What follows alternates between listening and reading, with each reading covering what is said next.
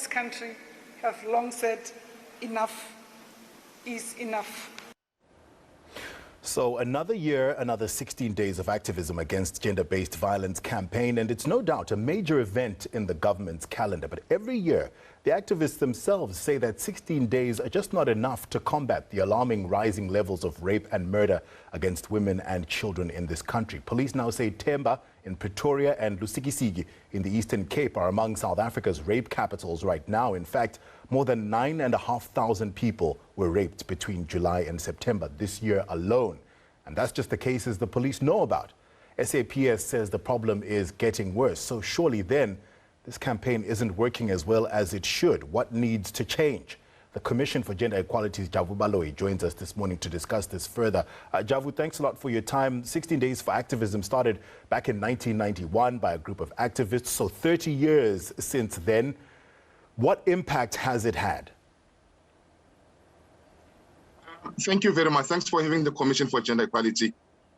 We're having little impact insofar as gender-based violence is concerned. Look at the quarterly statistics that are coming in, the first quarter, the second quarter. The numbers are not changing. Like you rightfully said, it's only the known cases. What about those that are phoning the Gender Commission day in and day out? Problem of the thing that we have realized as a commission, and through the report that we have recently produced called Government's Emergency Response Action Plan. What was government's response and the private sector thereof?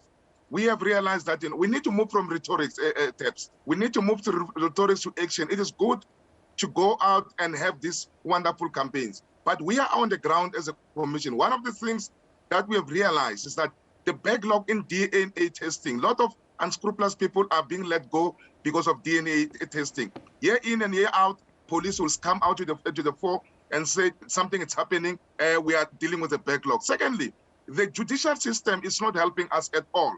The inconsistencies when dealing with gender-based violence cases, you will find somebody in Eastern Cape will be sentenced to 5 years, someone in Gauteng will be sentenced to 20 years, and in Limpopo, a life sentence on the same crime that they've done. I should think gender-based violence need to be prioritized. We don't have to take it. And also, in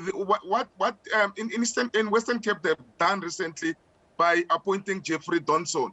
It's just a slap in the face for us as a gender activist, like-minded institution, to say that politicians, somewhat, they don't care about what's happening to the women of this country and children. So those are some of the things that, make us, wonder, is there political willingness? Is there grandstanding? Or what is it that, because now as a commission, we are visiting police stations, our commissioners, all of them, they're on the ground, senior staff members on the ground. The things that we're finding in the police station are appalling. Then it begins to beg the question, are women being arrested? You heard the story, are women being assisted? You heard the story of a woman who was beaten in Tembisa for going to open a case by a police officer. You heard the story yesterday, allegedly a woman was raped by a police officer. Yet we're saying we are winning the war against gender-based. We are not. We're just scratching the surface steps. Javu, I'm going to talk about the judiciary and about how society's mindsets need to be changed in just a few minutes. But those things come after the fact. Let's drill down to the very basics, the drivers of gender-based violence. How do we shift that, drive those drivers down, and make sure that we're making meaningful change so that we don't have to have men assaulting women, raping women? How do we change the mindset of those individuals who perpetrate these crimes? We have started a campaign as a gender commission for men and boys. We partner with like-minded institutions. We go with the Department of Justice under the Tree Dialogue. We work with Not In My Name in some of the things. We work with VEST, Institute for Health and Reproductive Health. We work with Stronger Justice and other institutions.